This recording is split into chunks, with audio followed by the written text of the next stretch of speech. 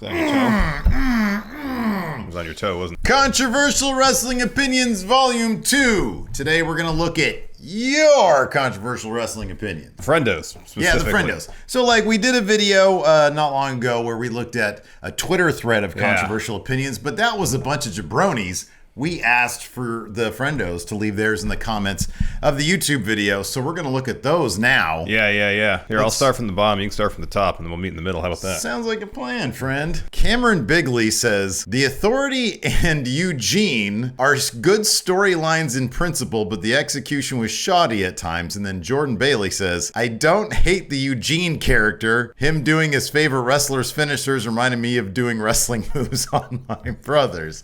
So I can appreciate the aspect of this childlike figure doing other people's wrestling moves. Yeah. But the character of Eugene was, I'm sorry, two things. Number one, you don't do that. You do not, and then you certainly don't put him there at ECW's One Night Stand. No. You definitely do that. Number two, have you, I know he probably made decent money off that character and then probably was able to parlay that into I don't know, a post WWE career because he was on TV so much. But in terms of Nick Dinsmore, I don't know if you remember this, but I had heard the name Nick Dinsmore before the Eugene character popped up, and it was he was supposed to be, he was I think in OVW or something. Yeah. And it was supposed to be this dude who is on the come up and this guy's going to be good. He's going to be the next big guy. Yeah. And then they wheeled him out as Eugene. Yeah, I mean, I don't know. I don't really have much else to add. It's tricky territory. Well, and I mean, whether or not there was any potential in the idea, even set that aside. The execution of it was not good. No, it wasn't, and I don't even think there was good potential in the idea. But I don't think so either. Yeah, I can appreciate that some people were into it. I remember watching it for the first time being oh boy, the WWE is not equipped to handle this. Yeah, I know, because at that point I really wasn't watching a whole lot of wrestling. I stumbled upon Raw, I think, one time, and Eugene happened to be on. I'm like, what are they thinking? And then I pretty quickly turned to something else. Probably a smart move. Because I was like, this is not a good idea. Yeah, this is not a good idea. It was bad. What's the one you got? There's one here I'm going to save for last. It seems fitting. But Robert Nibling here says, in the world of wrestling, the most important character in history is $1 Million Man Ted DiBiase. He financially started the NWO. Yeah, true. Was the one who discovered and managed the Ringmaster, became Stone Cold. Got Andre the Giant to win the WWF Championship and have him give it to Ted. Also discovered The Undertaker, who he brought in at Survivor Series. Tell me who's done more in wrestling than $1 Million Man Ted DiBiase. So obviously we're talking in kayfabe. In kayfabe, yeah. And this is a genius response here. This really is the financial backer to the end. I had not even thought about him in that way. Yeah. The financial backer of the NWO, the guy who discovered The Undertaker, the guy who discovered Stone Cold Steve Austin. Yeah. I mean, compared to those three things, I mean, him having Andre win the title for him actually seemed pretty low on the list of major accomplishments. I know, right? He single-handedly brought us the Attitude Era and the Monday Night Wars. Yeah, pretty much. Pretty much. I like that. I think that's a really creative take. I'm trying to think if there's anybody else I can think of in kayfabe. I mean, take Vince McMahon out of it, I guess. Yeah. Because he bought WCW in kayfabe and in real life. Yeah. But if you take him out in terms of the characters they wheeled out, I don't know that there is. That's such a creative way of looking at it. I'd have to really think of other characters. That's really good. Great point there. Yeah. Who was that? Robert Nibling. All right, Robert. Good job. Well done. Jennifer Crabtree. Here we go. On the same page as Scott Hall back in the day. Bret Hart was in on the Montreal screw job, and here's the logic. There's no way that someone like him, whose family had been wrestling for that long, thought he was just going to casually take their top title, win, and then move on to another company the very next day. That is actually a solid, some solid logic there. Well, except that I think the popular idea of how that was going to happen was like the next day he can show up on Nitro. But the reality of it is that seemingly wasn't the case. Yeah. That he was still going to stick around WWE. Like Bischoff allowed him to stay in WWE another month or so so he can drop the title at the next pay-per-view. Yeah, so was that like, I guess, why was that never clarified? Like, okay, what's my schedule looking like on the way out? Yeah. Am I going to be at Raw tomorrow? Like, I don't know if that's ever been like something that's been discussed. Yeah, I don't know either. I mean, I feel like if you want to think spiritorial about the Montreal Screwjob, perhaps the greatest evidence that it was a work, and this is flimsy, so I'm not saying this is a strong argument, is that Vince McMahon allowed cameras backstage that day to shoot a documentary about it. Oh, it was nuts. Like, the level of access Wrestling with Shadows had was absolutely crazy. And if they were planning some scheme to get the belt off Brett that night, why would you have cameras back there to document most of it? Seemingly have like 10 camera guys all running 16 millimeter. I'm surprised there wasn't one in the room where they were discussing with Triple H and stuff how they're going to do it. Night of. All right, let's get this on film. This will be good shit. All right, what's the next one? Next one, this is from Sam Mark Harrison. It says, Darby Allen is just a goth Spike Dudley, a small guy who takes crazy bumps and is loved by fans. Oh, okay. The major difference, seemingly to me, is like Darby's in a position in a company who will actually book him to be a competitor who can win titles, whereas Spike's role, especially in WWE and even in ECW, was to be the guy who take crazy bumps. He was simply the rag doll. Yeah. But like Darby is actually a competitor. That's sort of the big difference. Yes. But I mean, if you just saw like a highlight reel of Darby Allen in AEW, I could see how somebody would think that. Yeah. If you watch any of his matches against Samoa Joe, it'd be like, this guy's just getting thrown around the ring. I love this next one because even though I totally understand and kind of agree with it, I don't care because it's pro wrestling. Ezra says, mine is, I don't buy the hype behind the Rainmaker finisher. Like, Okada has thin arms, and the momentum isn't there at all for the impact to be believable as a finisher, especially knowing he has better and more brutal moves that are not finishers. That is totally true because he does like a spinning tombstone. Yeah. He does any number of other things. Yeah. And then he busts out with kind of a weak clothesline. Yeah.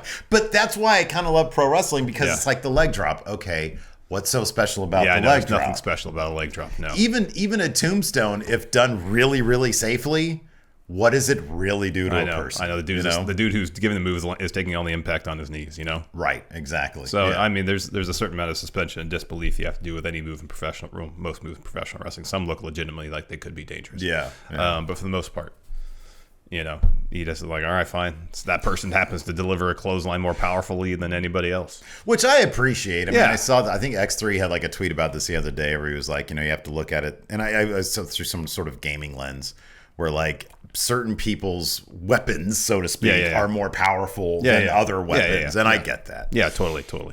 Road Dogg Forever.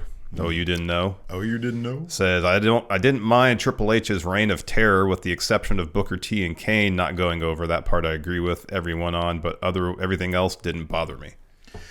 So I was watching during that time, I think, and I think maybe the bigger issue that people had would have been the fact that he was so prominently featured in such a prominent way, in such a major way. Like he was the glue, basically, that held Monday Night Raw together under his own. And the fact that everybody knew that guy was backstage and he had all the power. Yeah.